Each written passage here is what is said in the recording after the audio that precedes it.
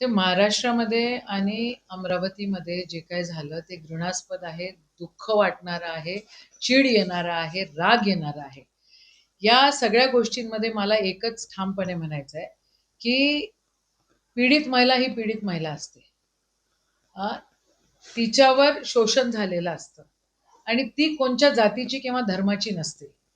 उगाचच लोकांना उचकवून जाती धर्माचं राजकारण त्या ठिकाणी आणून हे भाजपवाले या ठिकाणी दंगली घडवण्याचा प्रयत्न करतायत का?